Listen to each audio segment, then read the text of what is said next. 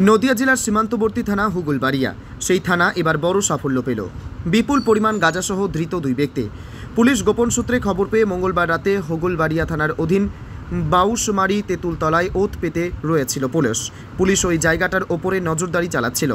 গোপনভাবে হঠাৎ করে দুজন ব্যক্তি বস্তা সমেত নিয়ে ওই জায়গাটায় হাজির হয়। পুলিশ তাদের চারিদিক থেকে ঘিরে ফেলে এবং তাদের জিজ্ঞাসাবাদ করতেই তারা জানতে পারে যে বস্তায় করে গাঁজা নিয়ে যাচ্ছিল।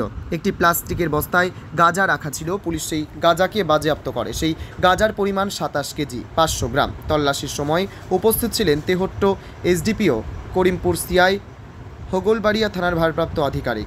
ধৃত দুজন ব্যক্তির মধ্যে একজনের বাড়ি হুগলবাড়িয়া থানার গোপালপুর ঘাট গ্রামের মণ্ডলপাড়ায়। ধৃত ব্যক্তির নাম আকবর মণ্ডল, বয়স 55 বছর। অপর ব্যক্তির নাম মিরাজুল সরকার, বয়স 42 বছর। বাড়ি মুর্শিদাবাদের জলঙ্গি থানার অধীন বিদুপুর গ্রামের সরকার পাড়ায়। হুগলবাড়িয়া থানার পুলিশ ওই ধৃত দুই ব্যক্তিকে গ্রেপ্তার করে তাদের বিরুদ্ধে নির্দিষ্ট মামলা রুজু করে।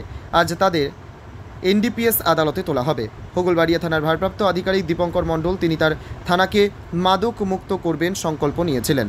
তিনি বারংবার ফেন্সিডিল ও গাঁজা তিনি বাজেয়াপ্ত করেছেন ও চোরাকারবারিদের উপযুক্ত শাস্তি দিয়েছেন। তার এরকম দুঃসাহসিক কর্মকাণ্ড পরবর্তীকালে একইভাবে জারি থাকবে বলে জানতে পারা যায়। নদিয়ার করিমপুর থেকে অর্ধেন্দু মালাকারের report, crime press Bengal news.